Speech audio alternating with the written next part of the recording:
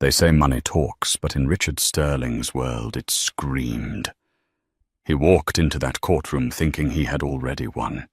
He had the high-priced lawyers, the hidden offshore accounts, and a smirk that told his wife Audrey she was leaving with nothing but the clothes on her back. He picked up the pen, signed the divorce papers, and looked at her with pure mockery. But Richard made one fatal mistake. He forgot that the dead can still speak.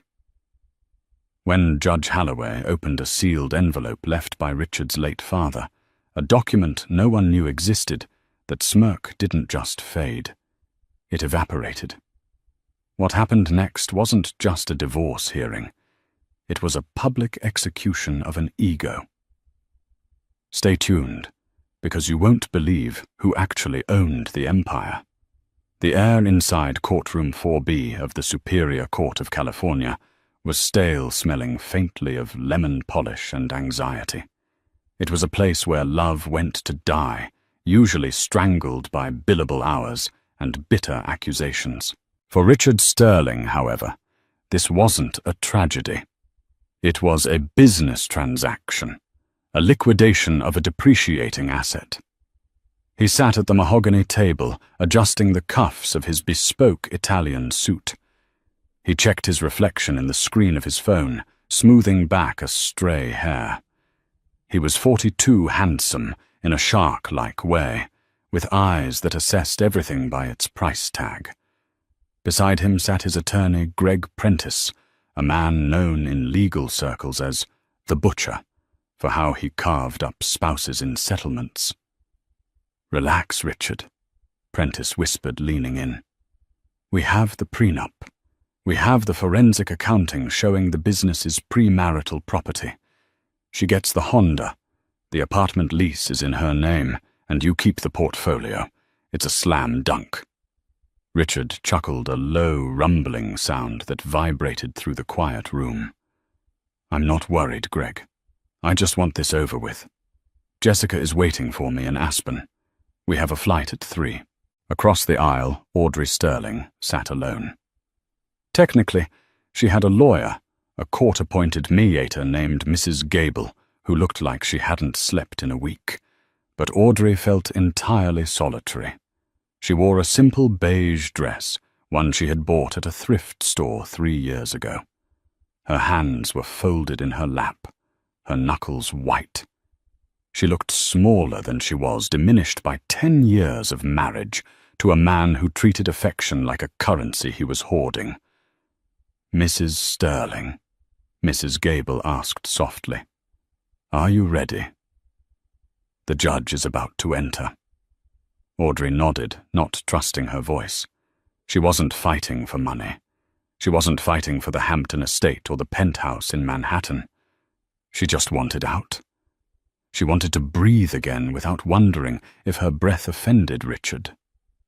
10 years ago, she had been Audrey Miller, a bright-eyed graphic designer with dreams of owning a gallery. Then she met Richard. He had been charming, sweeping her off her feet with grand gestures that felt like love, but turned out to be ownership. Slowly, systematically, he had dismantled her life. First, he didn't like her friends. They were too loud. Then he didn't like her job. It was distracting. Then he didn't like her opinions. Now she was 34, and she felt 80. "All rise," the bailiff boomed. Judge Leonard Holloway entered the room. He was a man of imposing stature, with a bald head that gleamed under the fluorescent lights and a beard as white as snow. He had been on the bench for 30 years. He had seen every lie, every tear, and every scheme humanity had to offer. He sat down, the heavy black robe settling around him like a storm cloud, and adjusted his spectacles. "Be seated," Judge Holloway rumbled. He opened the file in front of him, the papers rustling loudly in the silence. "We are here for the matter of Sterling versus Sterling, docket number 4492, petition for dissolution of marriage. He looked over his glasses at Richard. "Mr. Sterling, you are the petitioner. I am your honor," Richard said, his voice smooth, projecting the confidence of a man who owned the building. "And Mrs. Sterling, you are the respondent." "Yes, Your Honor," Audrey whispered. "Speak up, please," Holloway said, not unkindly. "Yes, Your Honor," she repeated louder this time. "Very well," Holloway said. "I have reviewed the settlement agreement proposed by Mr. Sterling's counsel. It appears one-sided." Greg Prentice stood up, buttoning his jacket. "Your Honor, the couple signed a prenuptial agreement 10 years ago. It explicitly states that in the event of a divorce, all assets acquired by Mr. Sterling remain his sole property. Mrs. Sterling agreed to these terms. We are merely enforcing the contract." Holloway looked at Audrey. "Mrs. Sterling, is this true? Do you contest the validity of the prenuptial agreement?" Audrey looked at Richard. He was staring at the wall, bored, tapping his expensive pen against the table. He didn't even look at her. To him, she was already gone. "No, Your Honor," Audrey said, her voice trembling. "I signed it. I just want to leave." Richard smirked. It was a small, quick twisting of his lips, but Audrey saw it. It was the look he gave when a waiter dropped a fork or when a competitor went bankrupt. It was the look of absolute victory. "Very well," Judge Holloway sighed. He looked disappointed, like a teacher watching a student fail a test on purpose. "If there are no contests, we can proceed to the signing of the decree." Richard leaned over to his lawyer. "Told you," he whispered. "Easiest merger I've ever closed." The bailiff brought the heavy document to Richard's table first. It was thick, filled with legal jargon that essentially boiled down to one sentence: Richard wins, Audrey loses. Richard uncapped his fountain pen, a Mont Blanc gold nibbed worth more than Audrey's car. He signed his name with a flourish. Richard A. Sterling. The signature was large, aggressive, taking up more space than necessary. He pushed the papers toward the bailiff, his eyes locking with Audrey's across the aisle. He didn't speak, but his expression was loud. "You are nothing without me. You are going back to the gutter where I found you." The bailiff carried the papers to Audrey. She hesitated. Her hand shook as she picked up the cheap ballpoint pen provided by the court. "Just sign it, Audrey," Richard called out, ignoring the decorum of the court. "Don't drag this out. Jessica is waiting."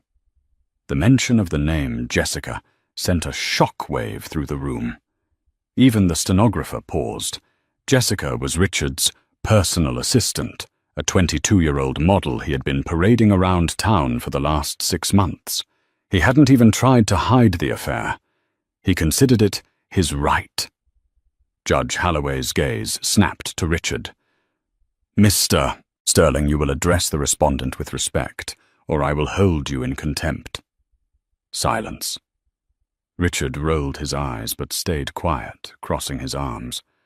Audrey looked down at the paper. The line for her signature blurred. If she signed this, it was over. The abuse, the gaslighting, the lonely nights in the empty mansion, it would all be legally erased. She would be free. Poor but free. She pressed the pen to the paper. A. U. D. R. E. Y. She signed. It was done. The bailiff took the papers and handed them up to Judge Holloway. The judge took them, reviewed the signatures, and picked up his gavel. Richard was already gathering his things. He stood up, buttoning his jacket. "Well, that's that. Greg, send the bill to the office." He turned to leave, not even glancing at the woman he had vowed to cherish until death did them part. "Sit down, Mr. Sterling," Judge Holloway said. His voice wasn't loud, but it had the weight of iron. Richard paused, halfway turned. "Excuse me, Your Honor. The papers are signed. We're done here." "I said sit down," Holloway repeated. He didn't look up from the papers. "We are not done. Not by a long shot." A murmur went through the small crowd in the back of the courtroom, mostly law students observing for credit, and a few bored retirees. Richard frowned, annoyed. He checked his watch.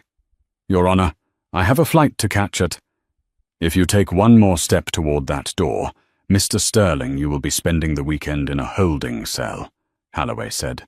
He finally looked up, his blue eyes piercing. "Sit. Down." Richard froze.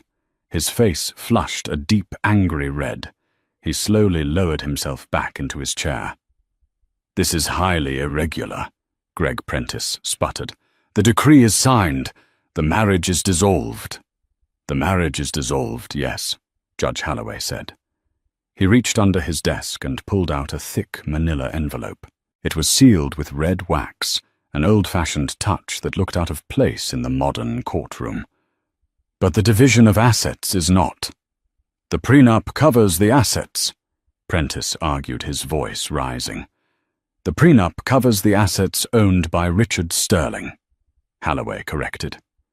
"However, this court has received a motion to intervene regarding the estate of the late Arthur Sterling." Richard's face went pale. Arthur Sterling, his father, had died 5 years ago. He was the founder of Sterling Industries, the source of all the family wealth. Richard had inherited everything, or so he thought. "My father is dead," Richard snapped. "His will was probated years ago. I am the sole beneficiary." "You were the sole beneficiary of the known will," Holloway said calmly. He held up the envelope. "But it seems Arthur Sterling was a man of secrets. This document was filed with the High Court 5 years ago, with strict instructions that it was only to be opened in the event of your divorce." The room went dead silent. You could hear the hum of the air conditioning unit. Audrey looked up, confusion knitting her brow. She had liked Arthur. He had been a kind, if stern, old man. He had always treated her with a gentleness Richard never possessed. She remembered the day Arthur died. He had squeezed her hand and whispered, "Wait for the rain, Audrey. Wait for the rain." She never understood what he meant. "This is ridiculous." Richard laughed nervously. "A hidden will. What is this, a movie that's not admissible?" "It is perfectly admissible," Holloway said, breaking the wax seal with a loud crack. "It was notarized by the firm of Caldwell, West and Payne and held in escrow by the state executor." The judge pulled out a sheaf of papers. They were yellowed slightly at the edges. "Shall I read it?" Holloway asked, though it wasn't really a question. "I object," Prentice shouted. "Overruled," Holloway said instantly. He put on his reading glasses and began to read. "I, Arthur James Sterling, being of sound mind and body, do hereby declare this to be my true and final testament regarding the controlling shares of Sterling Industries and the Sterling Family Trust." Holloway paused, looking directly at Richard. "I have watched my son Richard grow into a man I do not recognize. He is ruthless, cruel, and lacks the moral compass required to lead this family. However, I have also watched his wife, Audrey. I have seen her patience, her kindness, and her suffering." Richard's mouth fell open. He looked at Audrey, his eyes wide with shock and fury. Audrey sat frozen, her hand covering her mouth. "Therefore," the judge read on, his voice ringing through the courtroom, "I hereby structure my bequest as follows. If Richard remains happily married to Audrey, he shall act as the CEO and trustee of my estate, drawing a salary while the principal remains in the trust." Holloway turned the page. "However," the judge continued, his voice dropping an octave, becoming grave, "should Richard ever file for divorce, or should his behavior cause Audrey to file for divorce, or should the marriage be dissolved for any reason, Richard was gripping the table so hard the wood creaked. "Then the ownership of Sterling Industries, the family trust, the Kensington Manor, and all liquid assets previously held in my name shall bypass Richard entirely." Judge Halloway looked up. A small, satisfied smile played on his lips. "And to whom do they go?" Prentice whispered, dreading the answer. "They shall be transferred in full to the sole ownership of Mrs. Audrey Sterling." For 10 seconds, silence reigned in courtroom 4B. It was a vacuum sucking the air out of the lungs of everyone present. Then the explosion happened. "That's a lie!" Richard roared, leaping from his chair. The expensive mahogany chair skidded backward and toppled over with a deafening clatter. "That is a fraudulent document. My father would never. He hated her. He tolerated her because of me. Sit down, Mr. Sterling." The bailiff moved forward, his hand resting on his taser. "I will not sit down." Richard's face was purple, a vein bulging dangerously in his neck. He pointed a trembling finger at Audrey. She manipulated him. She must have gotten to him when he was sick. Senile, he was out of his mind on morphine. "Mr. Prentice," Judge Halloway said, his voice cutting through Richard's screaming like a scalpel, "control your client or I will have him removed in cuffs, and I assure you the county jail is not as comfortable as the Four Seasons." Greg Prentice, who had gone as pale as the sheets of legal paper scattered on his desk, grabbed Richard's arm. "Richard, stop! Stop right now! You are making it worse." "How can it be worse?" Richard hissed, shaking his lawyer off. "He just gave away my company to her." He looked at Audrey with a mixture of loathing and disbelief, as if a piece of furniture had suddenly started speaking French. Audrey hadn't moved. She was staring at the judge, her mind racing. Arthur. She remembered those long afternoons in the garden when Richard was too busy closing deals in Tokyo or London to come home. She remembered pushing Arthur's wheelchair, reading him books, listening to his regrets.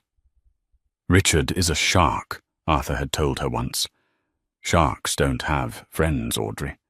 They only have food. Don't let him eat you."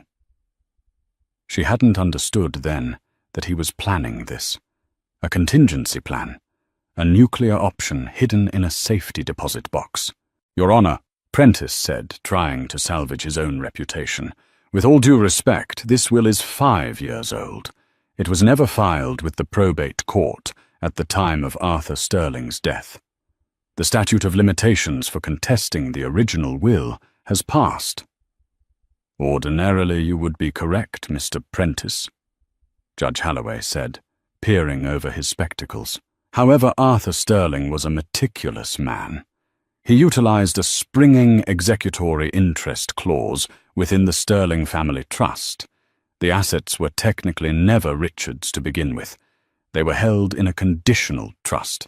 Richard was merely let's call him the caretaker.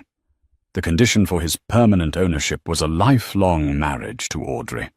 The moment he signed those divorce papers, the moment the ink hit the page, he violated the condition." The judge held up the divorce decree Richard had just signed with such arrogance. "The signature is fresh," Halloway said. "The condition is broken. The trust triggers immediately." Richard slumped against the table. The smirk was a distant memory. He looked like a man who had walked off a cliff expecting a bridge only to find thin air. "What exactly?" Richard's voice was hoarse. "What exactly does this cover?" Judge Halloway turned a page in the thick document. "Let's see. Item 1. The controlling 51% stake in Sterling Industries, currently valued at $480 million. Richard made a sound like a wounded animal. "Item 2. Halloway continued relentlessly. The Sterling estate in Bel Air, Item 3, the vacation properties in Aspen, Monaco, and St. Bart's. Item 4, the private aviation fleet, specifically the Gulfstream G650. My jet, Richard whispered. He took my jet. And finally, item 5, Holloway finished. All liquid cash reserves held in the Sterling family accounts at Chase Private Client and Goldman Sachs, totaling approximately $75 million.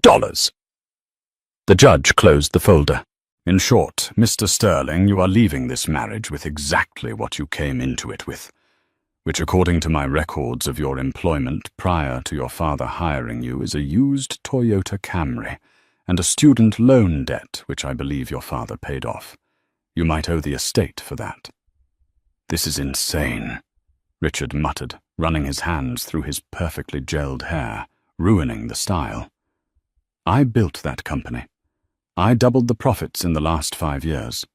Actually, Audrey spoke. Her voice was quiet, but in the acoustic perfection of the courtroom it carried. Everyone turned to look at her. Actually, she said, her voice gaining strength, you fired the R&D department and cut the safety protocols to boost the quarterly earnings. You didn't build it, Richard. You stripped it for parts. Richard's eyes narrowed. Shut up. You don't know anything about business.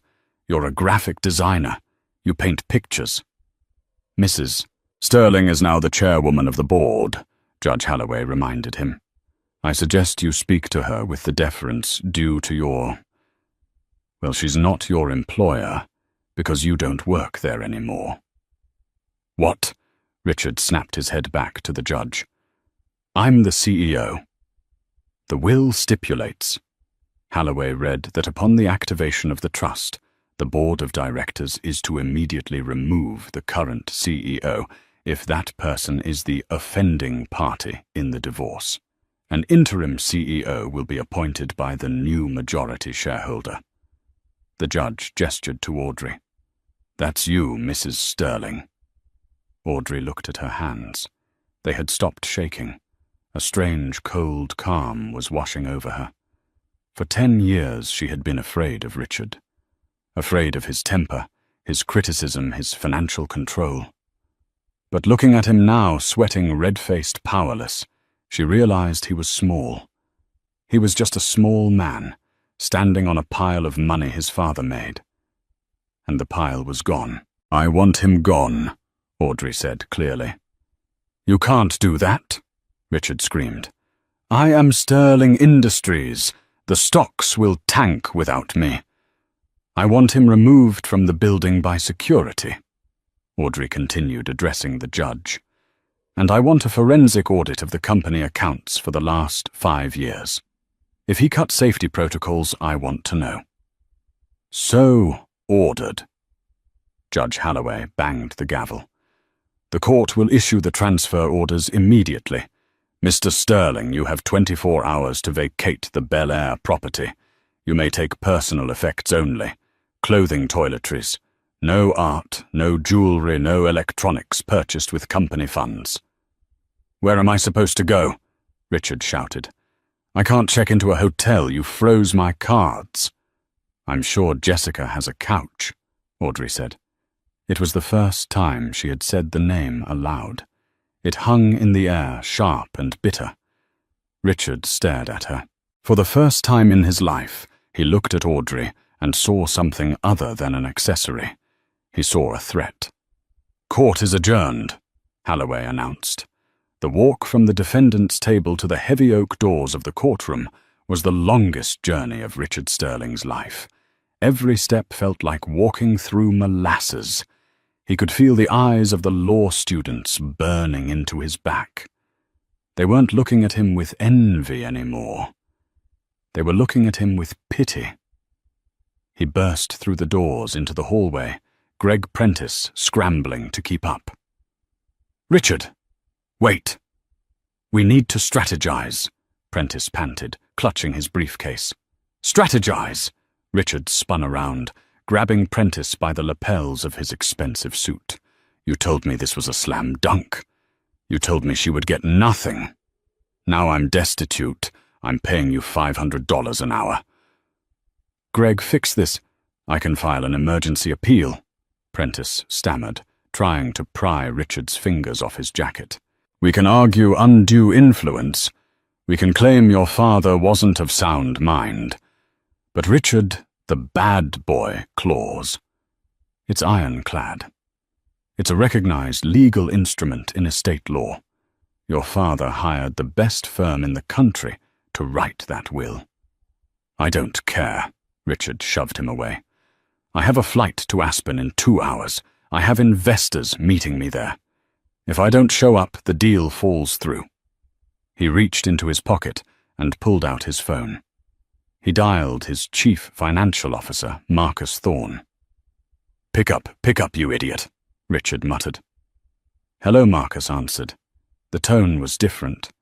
It wasn't the usual obsequious deference. It was guarded, cold. "Marcus, listen to me," Richard barked, walking rapidly down the marble corridor. "There's been a clerical error in court, a misunderstanding. I need you to transfer $2 million from the offshore holding in the Caymans to my personal checking immediately. I need liquidity." There was a long pause on the other end of the line. "I can't do that," Richard Marcus said. "What do you mean you can't? I'm the CEO." "Do it." "Richard, we just received a court order via fax and email. It's signed by Judge Halloway and countersigned by the State Banking Commission. All accounts associated with your Social Security number and the sterling corporate entities are frozen pending a change of signatory power. My screen is literally locked. I can't move a cent." "Marcus, I swear to God, if you don't, I have to go, Richard. Legal is calling a mandatory all-hands meeting. They say there's a new chairperson." Click. The line went dead. Richard stared at the phone. He felt a wave of nausea. This was actually happening. It wasn't a bad dream. The machinery of the empire he thought he ruled had turned against him instantly. It was loyal only to the money, not the man. The doors to the courtroom opened again, and Audrey walked out. She was flanked by Mrs. Gable, her court-appointed lawyer, who looked as stunned as anyone. Mrs. Gable was holding the file like it was a holy relic. Richard saw her, and his survival instinct kicked in. The rage vanished, replaced instantly by the charm that had won her over 10 years ago. He composed his face, forcing a look of sorrow and regret. "Audrey," he said, stepping in her path. His voice was soft, intimate, the voice he used to use when he apologized for working late, with lipstick on his collar. Audrey stopped. She looked at him. She didn't step back. "Audrey, look." Richard sighed, running a hand through his hair. "This is a mess. My father. He was a complicated man. He clearly wanted to test us." "Test us?" Audrey repeated, her eyebrows raising slightly. "Yes." "Don't you see?" Richard stepped closer, lowering his voice so the lawyers couldn't hear. "He wanted to see if our love was stronger than money. He wanted to see if we would fight for each other. I signed those papers because I was angry, Audrey. I was hurt. But I never wanted this. I never wanted to lose you." He reached out to touch her arm. "We can fix this. We can tear up that decree. We can go back to the judge, tell him we've reconciled. We can run the company together, you and me, king and queen, just like we always said." It was a masterful performance. Tears actually welled up in his eyes. For a second, Greg Prentice looked impressed. Audrey looked down at his hand on her arm, his manicured nails, the gold watch on his wrist that cost more than her parents' house. She remembered the night she cried herself to sleep while he was out with Jessica. She remembered the way he smirked when she begged him for money to fix her car. "Richard," she said softly. Yes, baby. He leaned in, thinking he had her. He knew Audrey. She was soft. She was forgiving. She was weak. You're not crying because you lost me, she said, looking him dead in the eye. You're crying because you lost the jet. Richard's face froze. Audrey reached up and peeled his fingers off her arm, dropping his hand like it was a dead fish. I'm not tearing up anything, she said. The divorce is final. The assets are mine. And Richard. What? He snarled, the mask dropping completely. I'm cancelling the Aspen trip, but don't worry about Jessica. I'm sure she'll stick around now that you're broke. After all, it must be true love, right? She walked past him, her heels clicking rhythmically on the marble floor. Mrs. Gable, she said over her shoulder. Let's go get some lunch. I'm paying. And then I'd like to visit my office. Richard stood alone in the hallway. The lawyers, the bystanders, even the janitor mopping the floor seemed to be looking at him. His phone buzzed again. He looked at the screen. A picture of a blonde woman in a bikini popped up. Jessica. He stared at it. The one person who was supposed to be on his side. The reason he blew up his marriage. He answered. Jessica. Baby. Where are you? Her voice was high excited. I'm at the private terminal. The pilot says the flight plan has been cancelled and my credit card just got declined at the duty-free shop. It was so embarrassing. Richard, fix it. Richard closed his eyes. He leaned his head against the cold stone wall of the courthouse. Jessica, he said, his voice hollow. Shut up. Excuse me, Richard. Who do you think you're talking to? I have been waiting. I said shut up. Richard screamed into the phone, causing a passing family to flinch. It's gone. It's all gone. The money, the jet, the house, my father. He screwed me. I have nothing. Jessica, I have zero. There was a pause on the line. A long, heavy silence. What do you mean, zero? Jessica asked, her voice suddenly devoid of the bubbly affectation. Like temporary zero. Or poor people zero. I mean, I might have to sleep in my car tonight if the repo men don't find it first. Richard laughed maniacally. But we have each other, right? That's what matters. Click. The line went dead. No goodbye. No comfort. Just the dial tone. Richard slowly lowered the phone. He looked at the black screen. He looked down the hallway where Audrey had disappeared. He was alone. For the first time in 42 years, Richard Sterling was entirely, completely alone. But the worst part wasn't the loneliness. It was the realization that the day was only half over. He still had to go back to the mansion, Audrey's mansion, and pack his bags while she watched. And he knew with a sickening certainty that Audrey wasn't going to make it easy. The drive to the Billionaire estate usually took 40 minutes from the courthouse, today in the back of a taxi that smelled of stale tobacco, because his Uber account was linked to the now frozen credit card. It felt like an eternity. Richard Sterling stared out the window as the familiar wrought-iron gates of his home came into view. His home. He had bought this place 3 years ago to celebrate his first billion-dollar quarter. It was a fortress of limestone and glass, a monument to his ego. The taxi driver pulled up to the keypad. Gate code, he grunted. 1985, Richard said automatically. It was his birth year. The driver punched it in. The keypad beeped a harsh, dissonant tone.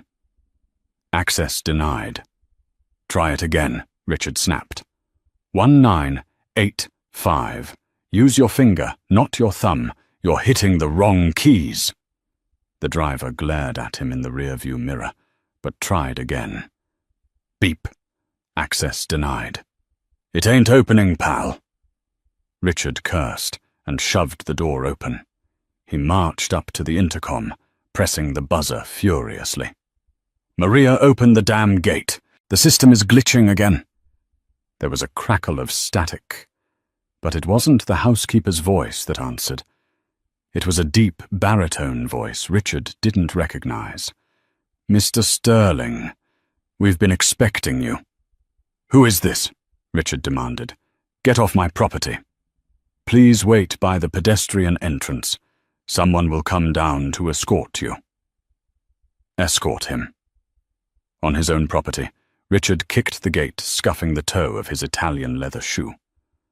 A moment later, the side door clicked open. Standing there was a man who looked like he was carved out of granite. He wore a dark suit and earpiece and an expression of professional indifference.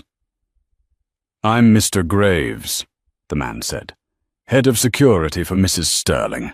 I'll be supervising your retrieval of personal effects. Mrs. Sterling, Richard scoffed, brushing past him. She's been the lady of the house for 10 minutes, and she thinks she needs a Praetorian guard. Where is she? I want to talk to her. Mrs. Sterling is indisposed, Graves said, falling into step beside Richard. His stride was long, matching Richard's frantic pace effortlessly. You have 30 minutes, Mr. Sterling. After that, you will be trespassing. Richard stormed up the long driveway. The grounds were immaculately kept, the roses in full bloom. He reached the massive front door and threw it open. The foyer was cool and silent. Usually he would shout for a drink the moment he walked in. Maria Scotch neat. But today, the silence was heavy. He walked into the living room and froze. Audrey was there. She was sitting in the high-backed velvet armchair near the fireplace. She wasn't crying. She wasn't pacing. She was simply reading a magazine. On the table beside her was a cup of tea and a plate of biscuits. Standing in the corner was Maria the housekeeper. Maria, who had worked for them for 6 years.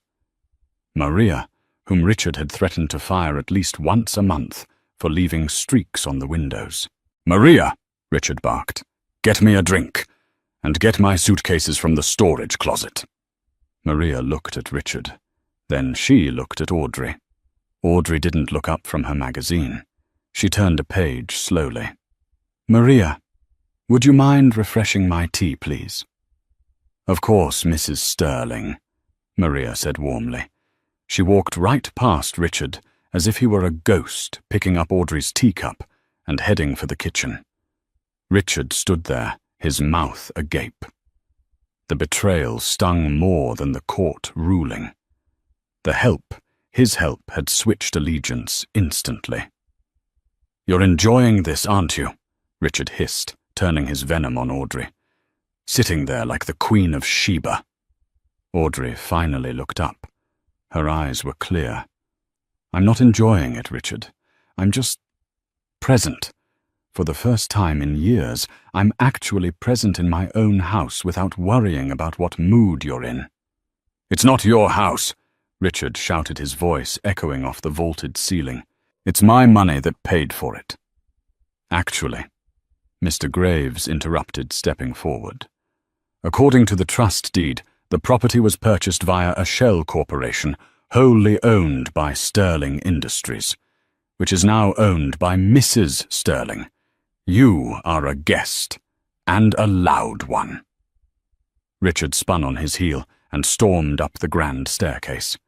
He needed to get to the safe.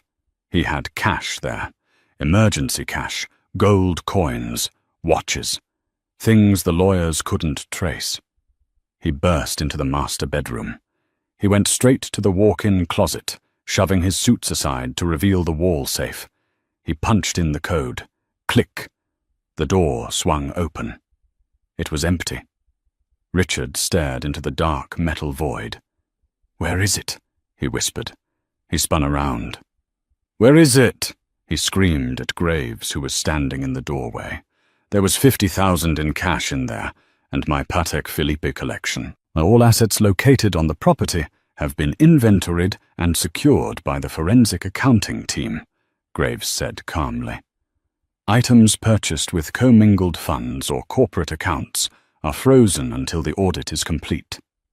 "The watches were gifts," Richard lied. "From my father. If you have the gift receipts or probate records proving that you can file a claim with the executor," Graves said, checking his own watch, a simple, rugged, tactical piece.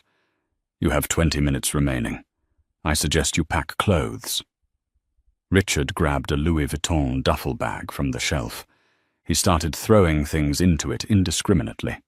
Silk shirts, cashmere sweaters, socks. He was hyperventilating. This was his life. It was being dismantled item by item. He grabbed a silver-framed photo from the dresser. It was a picture of him and his father on a yacht in the Mediterranean. It was the only photo he kept. "Put it back," Graves said. "It's a photo of my father," Richard shouted, clutching it to his chest. "The frame is sterling silver, engraved, valued at $600. Corporate expense." Graves recited from memory. "Take the photo out. Leave the frame." With trembling hands, Richard fumbled with the back of the frame. He tore the backing off, ripping the photo slightly in his haste. He crumpled the picture into his pocket and threw the silver frame on the floor. He zipped up the bag. It was heavy, lumpy, and pathetic. It contained the remnants of a billionaire lifestyle reduced to laundry. He walked out of the room, Graves shadowing him.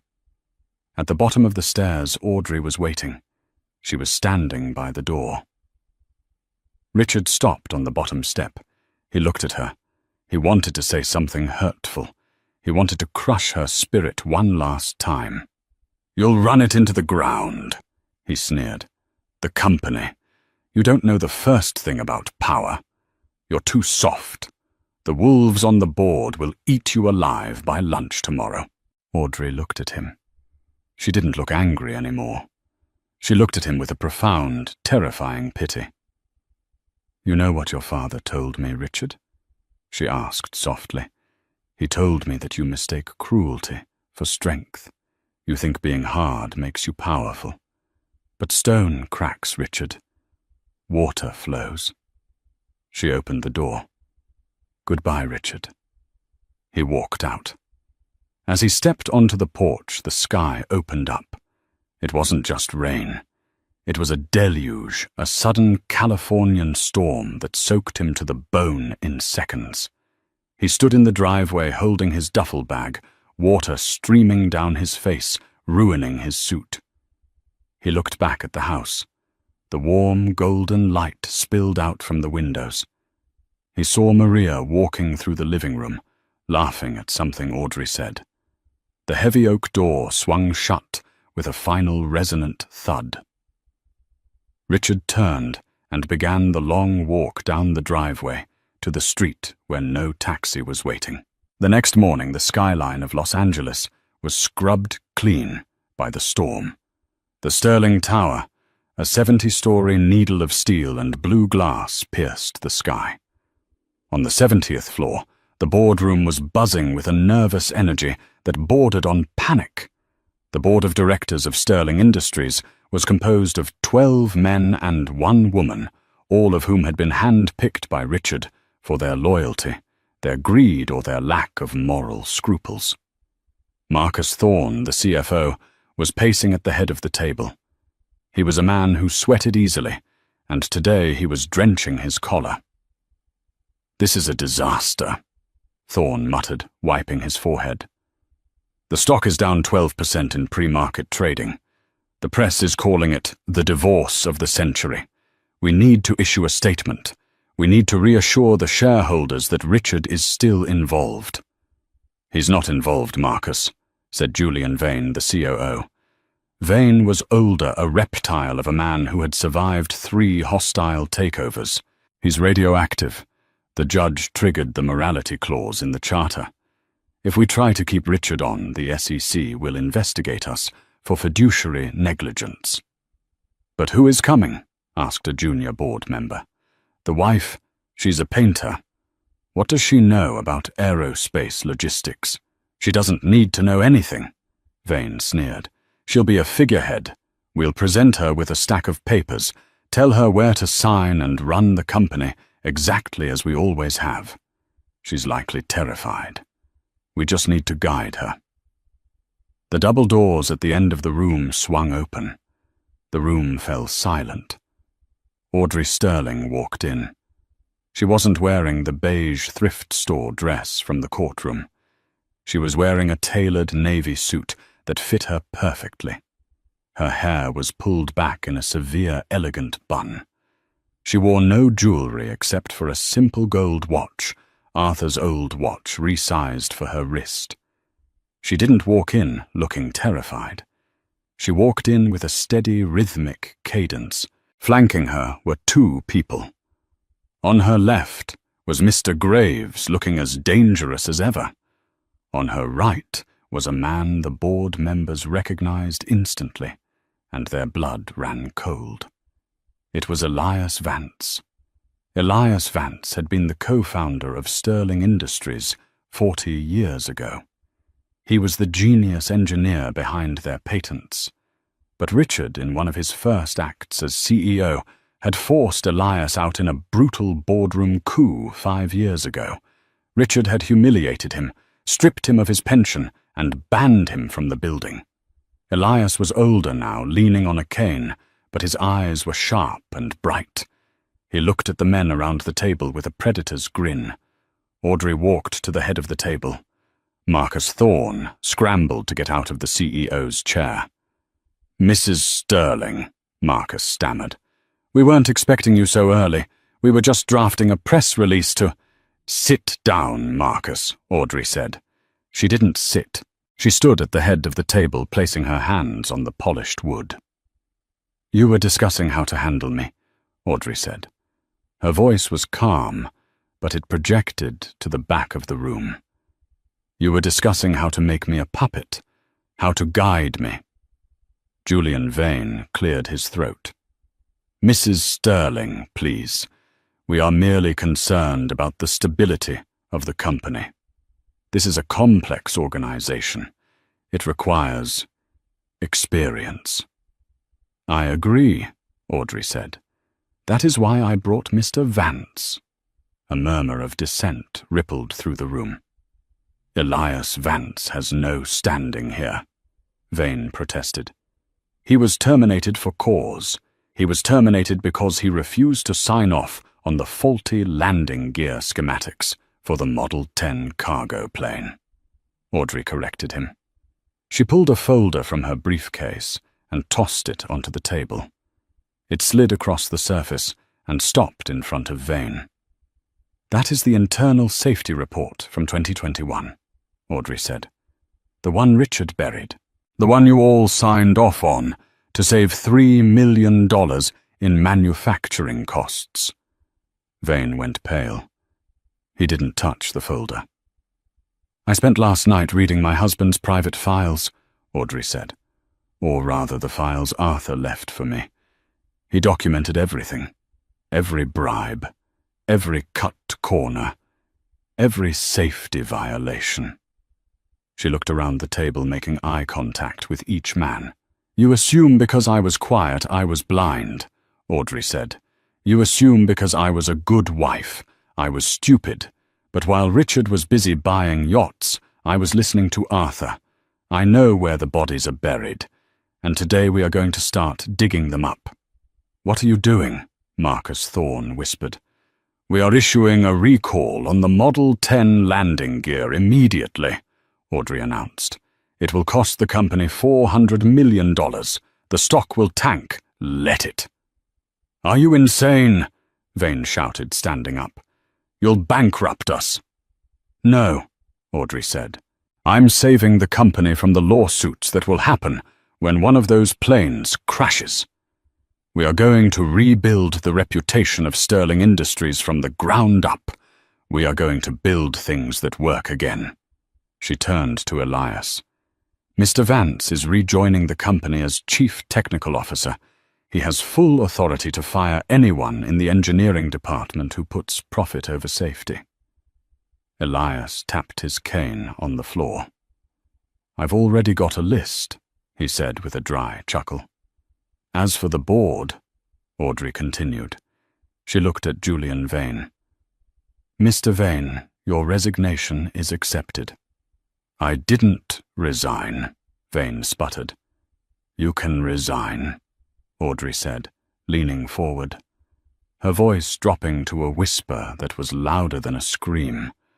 Or I can hand this file to the Federal Aviation Administration this afternoon, and you can spend the next 10 years in federal prison for criminal negligence. Vane stared at her. He looked at the file.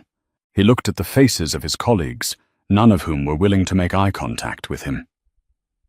Slowly, shakily, Julian Vane gathered his things. He stood up. He looked at Audrey with a mixture of hatred and grudging respect. You're crazier than Richard, he muttered. No, Audrey replied. I just have a conscience, something this room has been missing for a long time. Vane walked out. Audrey looked at the remaining board members. Anyone else want to leave, or are we ready to get to work? Silence. Then Marcus Thorne slowly opened his notebook. What is the first item on the agenda? Madame. Tall woman. Audrey sat down in the leather chair. It was too big for her, but she didn't shrink into it. She filled the space. Item 1, she said. We need to talk about the employees, the janitors, the secretaries, the factory floor workers, the people Richard ignored. We're raising the minimum wage across the company by 20%. The room gasped. Audrey smiled. It wasn't a smirk. It was a genuine smile. Let the shareholders scream, she said. We're playing the long game now. 3 weeks later, Richard Sterling sat in the dim light of the Starlight Motel. The room smelled of mildew, a far cry from the Bel Air estate. On the small, crackling television, a news anchor chirped. Sterling Industries stock has soared following the safety recall. New chairwoman Audrey Sterling is being hailed as a visionary. Richard threw his empty whiskey glass at the wall, shattering it. Visionary, he screamed. She's giving away my money. Delusion had set in. He convinced himself that if he could just speak to the shareholders directly, they would see reason. They would realize Audrey was an imposter and reinstate him. He pulled a wrinkled rented tuxedo from a plastic bag and dressed with shaking hands. He had one last card to play. That evening, the downtown Hilton was a fortress of light. The New Horizons gala was in full swing. Inside the ballroom, Audrey stood at the podium, breathtaking in emerald green silk.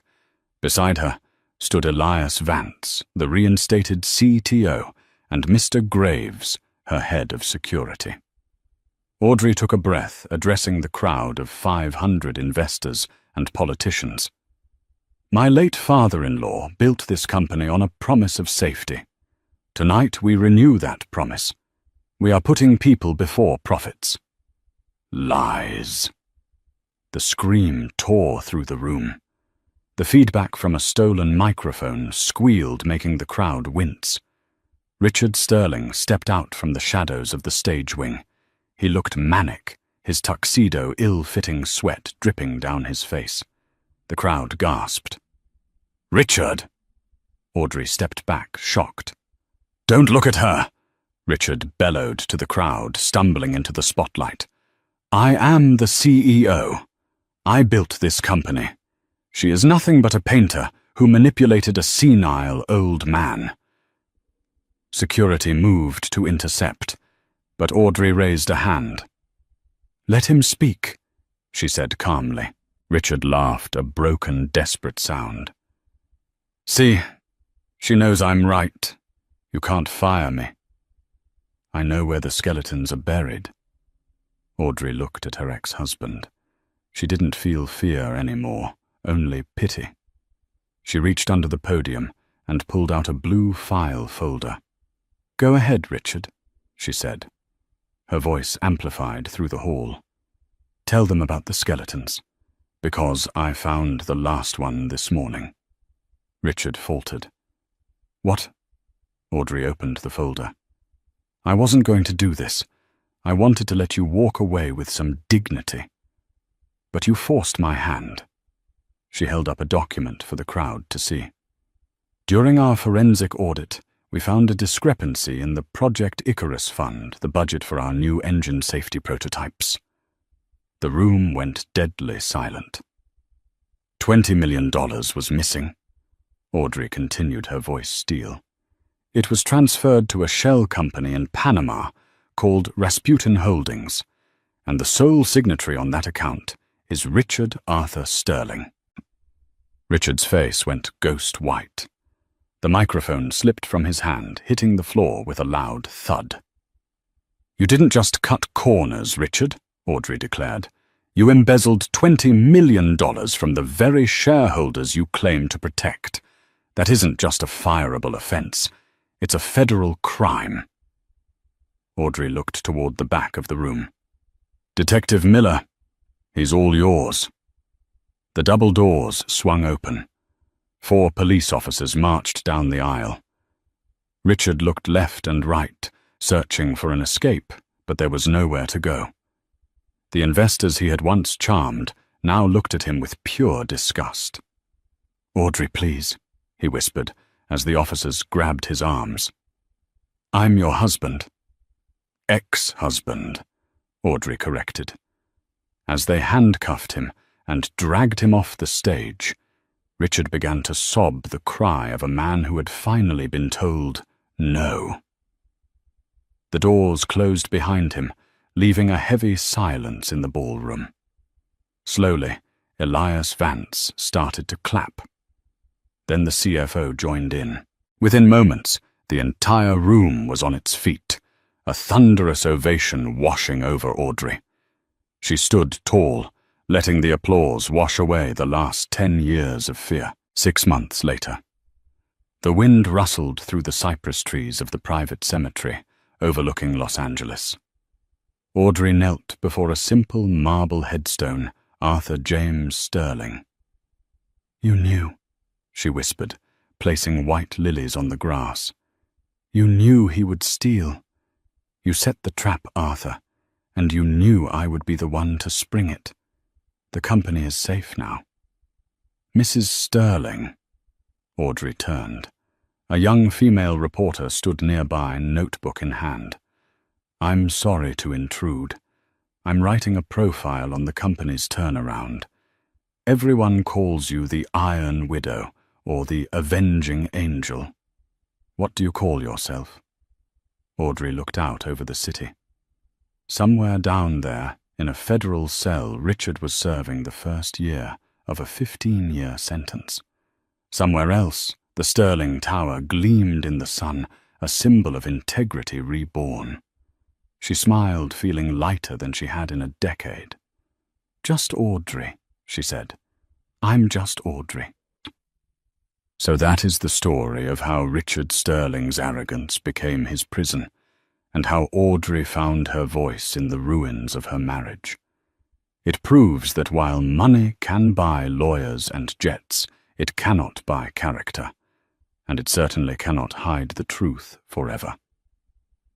Richard thought he was signing a divorce paper, but he was actually signing a confession. What do you think? Did Richard deserve the jail time, or was losing his fortune enough punishment? And would you have had the courage to stand up to the board like Audrey did? Let me know your thoughts in the comments below. If you enjoyed this story of instant karma and justice, please hit that like button. It really helps the channel grow. Don't forget to subscribe and click the notification bell so you never miss a new story. We have plenty more dramatic tales coming your way. Thanks for watching, and see you in the next video. Thanks for watching.